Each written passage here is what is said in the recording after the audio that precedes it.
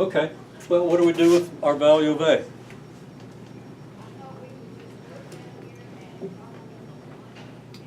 Plug it back in. Plug it back into what? One of the equations. One of these? Not going to help you because you would still have a B and C and wouldn't know what to do with it.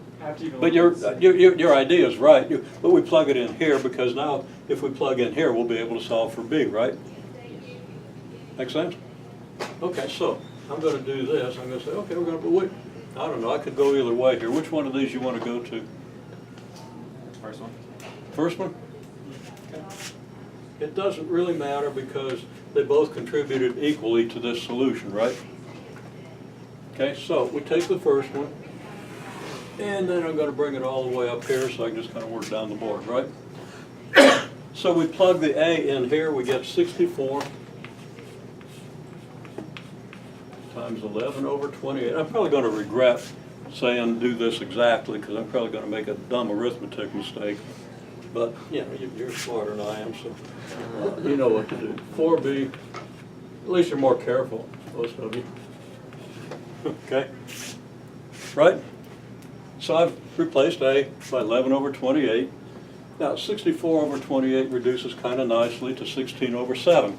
I probably just made a mistake, but live with me. Just go along with me. So we have 16 times 11 over 7, right? And 64 is just, or 16 is just a product of power of 2, so there are no common factors here. If you do the prime factorization of all these numbers, you're not going to have anything in common between numerator and denominator. Okay? Plus 4B, and I better make that B look more like a B, because right now what I saw when I looked at it was 46. Fortunately, I knew better. Okay? Okay? And I'd leave it like this until I need to do something else with it. Okay? The fraction's pretty well broken down. You want to keep fractions broken down until you're done adding them and stuff. And you know you're going to have to add this over here and subtract it, right? So foresight would be leave it as broken down. You know, don't be combining. So we get negative 30.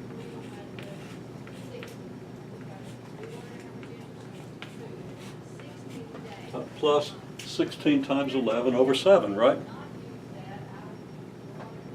Okay? When you subtract? Yeah, it should be minus. Glad you guys are keeping an eye on me. I need help. Okay. Make sense? Okay. Now, you have a choice. You can divide through by 4. Okay? Or you can go ahead and do this, okay?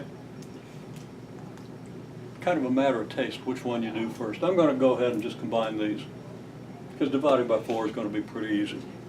And dividing by 4 at this stage is going to complicate things for you maybe a little more than I want to, okay? But try it both ways. Okay, so anyhow, I'm going to go ahead and write this as one fraction. Negative 30 over 1 multiplied by 7 over 7 minus 16 times 11 over 7. That's negative 210 over 7 minus 16 times 11 over 7, which is negative 210 minus, okay, I'm going to multiply 16 times 11, that's easy. 16 times 10 is 160.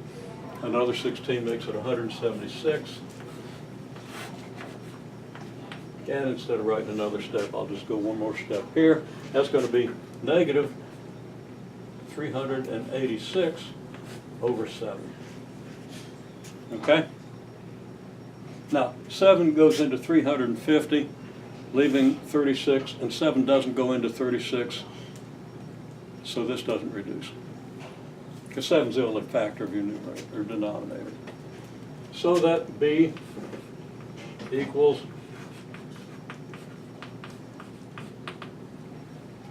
negative 386 over 4 times 7. And this is even, and this is even, so I know that this is gonna simplify. And I also know that 4 goes into 360 evenly, leaving you 26, and 4 doesn't go into 26. So the best I can do is divide by 2, and I get negative 193 over 14.